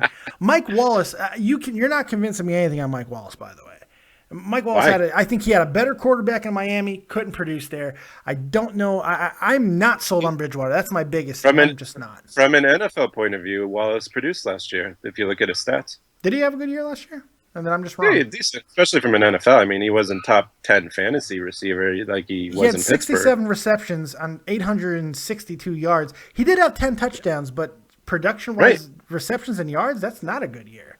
Especially for a guy who he's a burner. He runs very fast. That's wide receiver 2 territory, though. That's not bad. No, well, but that's the thing, though. He's coming into Minnesota to not be a number 2. He is there to be the number 1, and I don't know. Look, if that Patterson kid shows back up to be what he was a couple of years ago, he's washed up. He's 24 years old, and he has immense talent.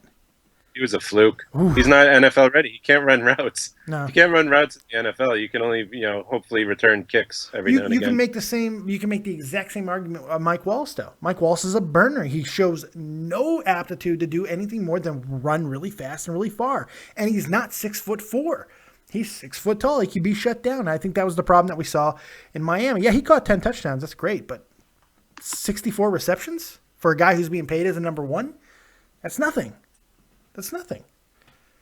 I don't know. You might be right. You might be right. I think he's a good veteran receiver for a quarterback like Bridgewater, and then they have the great young receiver coming up. Yeah, I think it's a good match. We'll see. And on the other side of the ball with San Francisco, a team that had one of the worst off seasons in history. I don't remember another team having the worst one. That defense is entirely riding on their past reputation. That's a different defense. Lots of retirements and suspensions. It's a different team. What a mess. It's a different team. They don't have Frank Gore, so their running back identity is completely gone. Hyde should be fine. They brought in Reggie Bush. The rotting corpse of Reggie Bush. Colin Kaepernick. Which Colin Kaepernick are we going to get? I think he's closer. The reality is closer to what we saw last year to what we saw a couple years ago. I don't think he's that guy. The interesting thing, Anquan Bolden is very steady and very good for Kaepernick. The addition of Torrey Smith burning down the field is intriguing because Kaepernick has an arm. It's not always accurate is the problem, but he's got the distance. So he's never had, Mike Crabtree was no, Torrey Smith as far as getting down the field and catching things all over the place. He's pretty good talent. Yeah. It's pretty good talent that didn't really always match up with Flacco, but he might match up with Kaepernick. So that's intriguing. I have high hopes for Hyde, just not this week. Yeah. I don't like Hyde that much this week. I am playing him in my flex, but I don't that Minnesota defense can be scary. So that's the one thing. Yeah. Torrey Smith, as much as I like him, and I do have a lot of like for that guy, he has a really bad syndrome for wide receivers, though, and he has occasional frying pan hands. And it's just stone hands, sporadic, just like cast iron fucking mitts, man. And he drops some of the most ridiculous, well-thrown balls you'll ever see, and he just drops them. They just fall to the ground, look at him, be like, what happened? And be like, I don't know. So, I don't. But San Francisco at home here, they're going to give Minnesota a fight. Part of me wants to think Minnesota can be as good as a lot of people are saying that they can be. I can't pick San Francisco. I can't. I want to. You hear it in my voice. You hear how much I want to pick San Francisco here, but I can't. I can't think of a single NFL team I would pick San Francisco against this season. Not one. Except if they playing Cleveland, I might pick. If they play Cleveland at home, I might take them. Cleveland at home. Minnesota's intriguing. There are a bunch of people who think that they could be they're not going to beat Green Bay for the top spot, but right. I don't know. Well, I think Minnesota could end up in the playoffs. I think it's we'll see. We'll know early. I think with that team, they have to stay healthy too, because I don't know how their depth is. Yeah, their depth isn't fantastic. Bridgewater, I think they're going to rely more on Bridgewater than people are thinking they are. I am not convinced that a 30-year-old Adrian Peterson is going to be the 28-year-old Adrian Peterson who came back from I am. I know you are, and you have a very valuable Peterson argument, and it's compelling. It's compelling. Yeah. I know how scary that guy is. He's terrifying. He's a Superman. He's a freak. Yeah. It's a freak of nature. I like him. I agree with that. So I think he's going to catch. I think he's going to catch more in this offense too, which is interesting. I do. I think he's going to end up catching a lot more balls than he used to. I think his max in past seasons was like 40. I think he probably gets 10 more in this offense this year at least. I like that idea too. I like that potential there. I think it's there. Yeah, we'll see what happens. There's your picks, kids. We got all the picks in there. That's a lot of fun. Jordan Turner in the chat says, "Who do you have in the Super Bowl, Dave?" Ooh, hey, that's a hard question.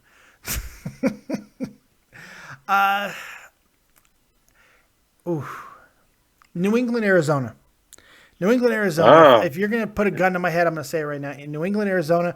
But if it's Indianapolis, Arizona, it wouldn't surprise me. I think Arizona is going to surprise a lot of people as long as Carson Palmer stays healthy. Wow. Who you got? Jim? I'm going to give you a heart answer and a brain answer. Okay. My heart says New England Packers.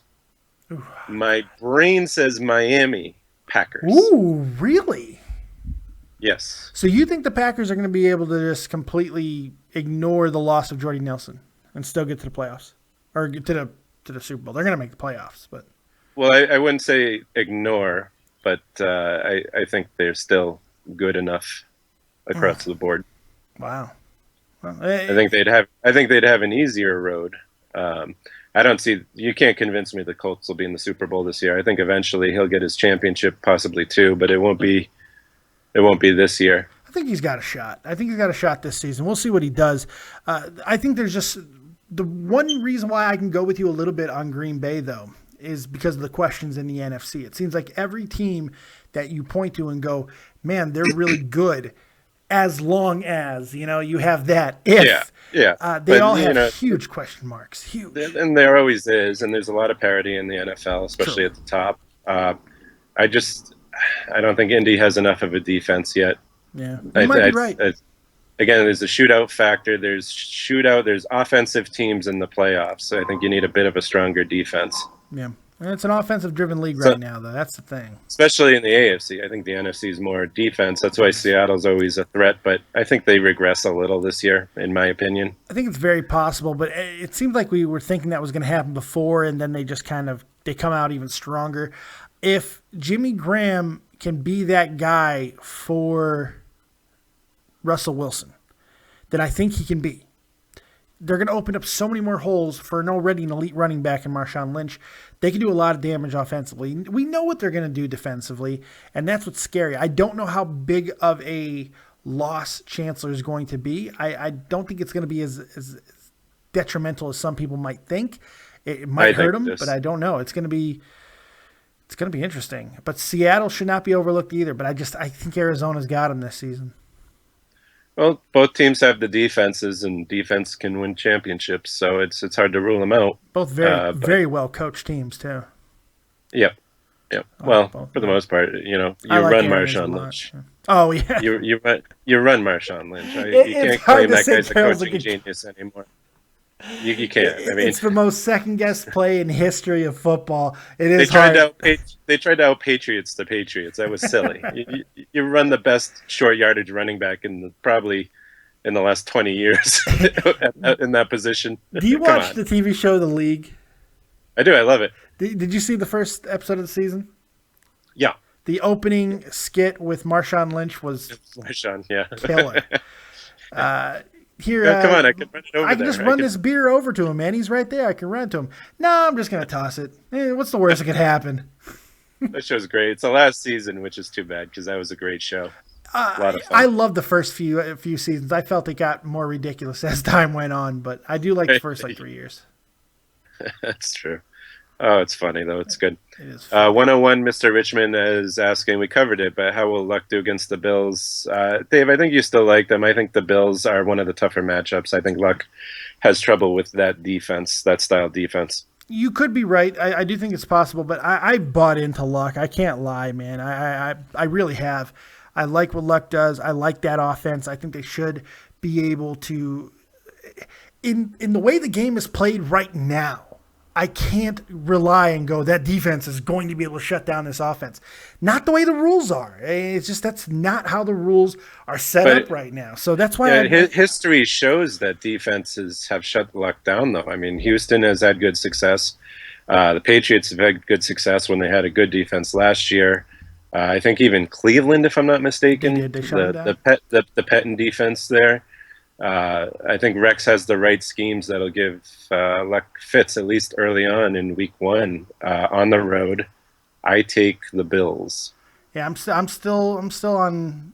You have very good points, very valid points, and they could very well happen.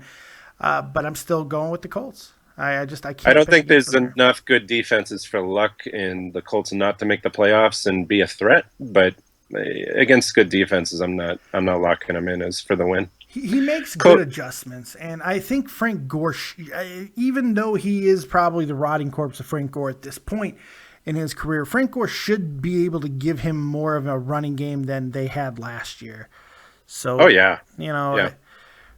we're talking about Andrew Luck, who had almost 5,000 yards last year, 40 touchdowns, and a passer rating of 96.5. He had an amazing year, and I think that he's going to make adjustments to really take that next step and become even better this year. So that's why I'm so on Indy. But you make good arguments with the defense stuff, yeah. I mean, Luck had such a good year, and it's interesting. I love Luck too. He's one of my favorite quarterbacks, but what's interesting about last year is I've never loved his weapons for such a high-powered offense. You know what I mean? No, I get you. I love Andre Johnson with Luck. By the way, I love him at least for 1 year, and then he probably eventually slows down. But like T.Y. Hilton, he has great numbers, but it's because of Luck. I don't think T.Y. Hilton is as good as his contract. No. But he's great with Luck, and they have a great connection, so that works. But it's interesting how good he is without the great weapons early in his career. I mean, good teams have had so-so weapons where the quarterback was that good. The Patriots, outside the Randy Moss years, they made some pretty mediocre receivers. Very true.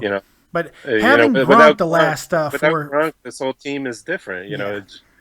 Julian Edelman is similar to Wes Welker, but would Edelman do this good on any other team? I don't know. It's hard to say yes to that. And you're right about T.Y. Hilton. It's the same deal with him. We'll see what they do. We'll see what that team is able to do. But the defensive argument for me, while there's precedent for it, it's right now the way, especially early in a season.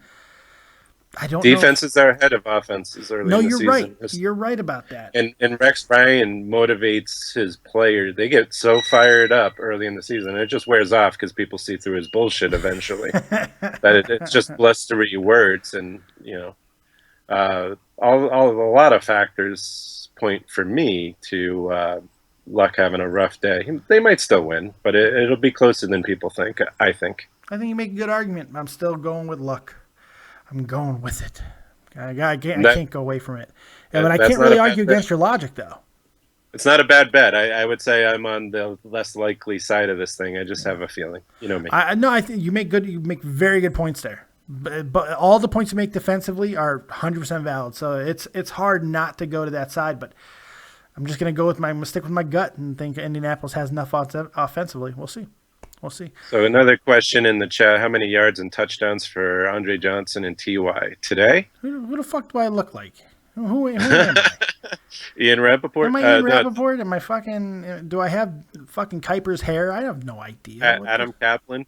I don't know. How many yards and touchdowns for Andre Johnson? No touchdowns and 75 yards. T.Y. Hilton, 95 yards and a touchdown. I'm gonna go.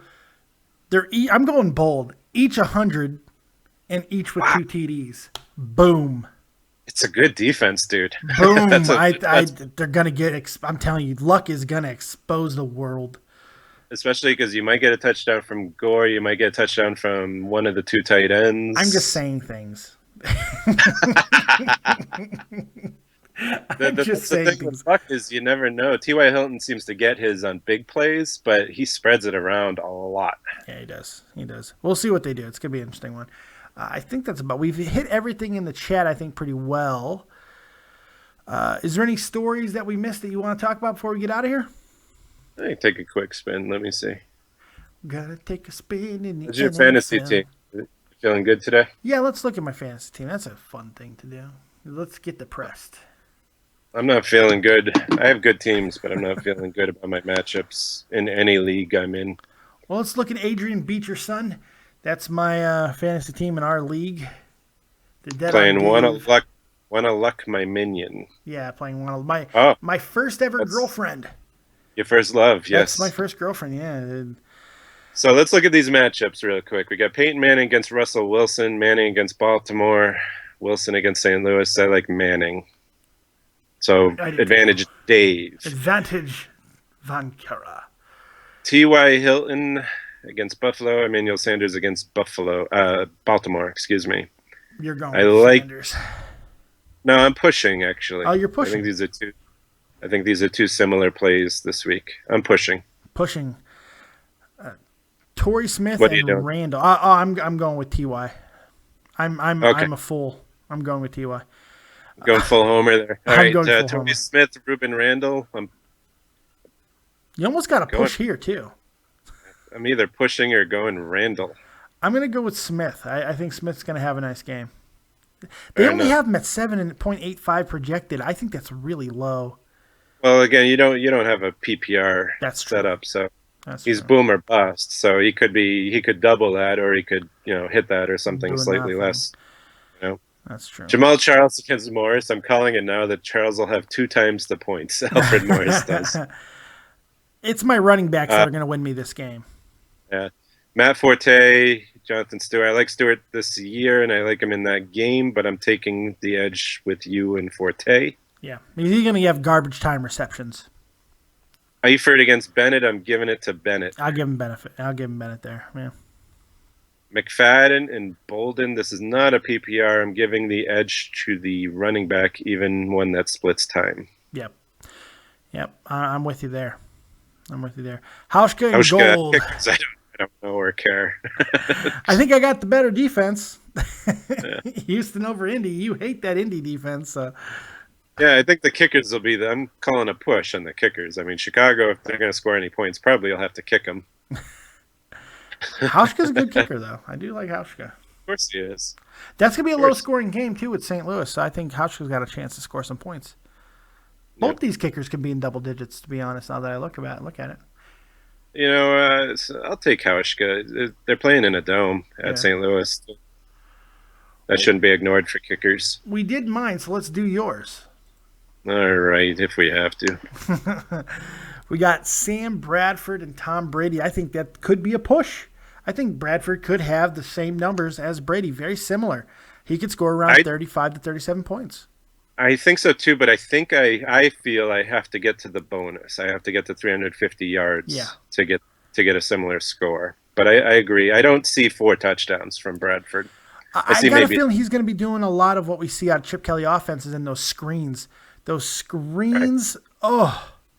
to be nasty. That's what Brady does too. So they're similar in that way, I guess, for these offenses. The pace is even similar, although Philly's a bit quicker. A little bit, yeah, but that's because they have speed in their water. It's ridiculous. Yeah. I mean, we Brady was near perfect and also took the foot off the pedal and ran with literally no running backs. Yeah. So I like Deion Lewis, by the way. Did you see Deion Lewis out of nowhere? Yeah, I know, right?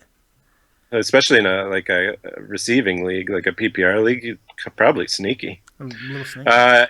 AJ Green, Dez Bryant. I've got to go with Dez, but hopefully it won't be too far apart. Yeah. It goes as a ginger cannon goes. If ginger cannon is accurate, this could be a close matchup. But you got to go with Dez. I mean, at any point, Dez could score 1 touchdown and AJ Green could score 2. So Yeah. I mean, I have a chance. I have a chance there. Well, they're I two don't of have the a top chance. 5 receivers in the league. So Yeah. I don't have a chance in my next matchup. Steve Smith Sr. against Odell Beckham. Yeah, I think you.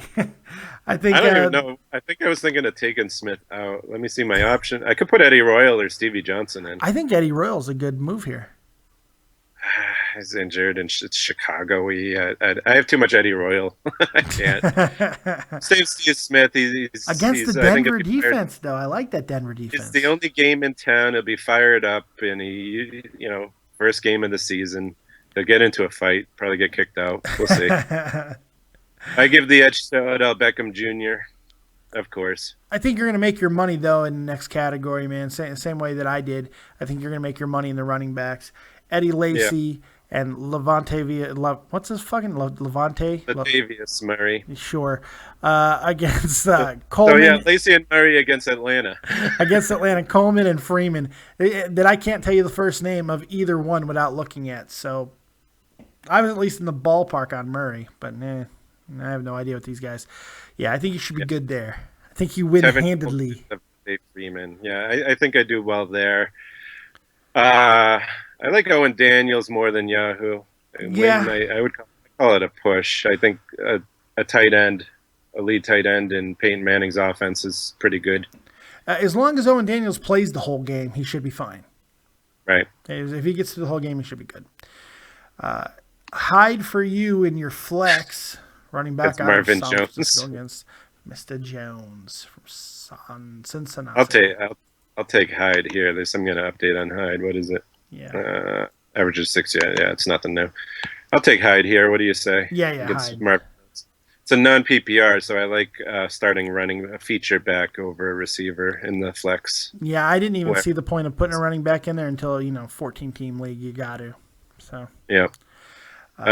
So Matt Bryant in the dome. Push. And Phil Dawson. Yeah, it's probably a push, right? Yeah, I think it's a push. And defensively, Cleveland and Buffalo. Man, they do not like the Buffalo defense very much here. They like the Cleveland defense more. They would if it wasn't Andrew Luck. Yeah. Yeah. So Buffalo would probably be favored here if it weren't Luck. Buffalo could get a pick or two. I'm not sold on the Jets' offense completely yet, so I put Cleveland in here. Maybe a push, maybe Buffalo. I think Buffalo will be a better NFL defense this week than fantasy because they're playing the Colts. So yeah, it's gonna be interesting. Colts will score points, so there's no shutout. There's no threat of a shutout there. Yeah, that's true. Cleveland's gonna be interesting to see what they do against a team that doesn't throw the ball. So Cleveland's only chance is defense. Let's be honest. That's it. So, and even that, it's not much. So. I think it's we'll not both a great. win. I don't know. I've got an uphill road here with his receivers and already having Brady. We'll see. I think I have a chance if Bradford matches Brady somehow. Your team goes as Bradford goes. If Bradford can neutralize what Brady did, I think you're going to bury him in the running game. So you should be fine. Yep. You should be fine. See. Well, there you go. We go through all the other ones, but I don't care about you guys as much as I care about me and Jim. So I'm not going to do it. We've been on for almost 2 hours. I appreciate you guys in the chat who've been watching the entire time and commenting. You guys were awesome. I appreciate that. Jim, thank you for joining me, man. My co-host here on this untitled NFL show. They're in the jerk NFL. I like Dave and Jim's NFL adventure. I like that. I'll give you my my uncreated podcast name, and it was First and Punt. You can use that one.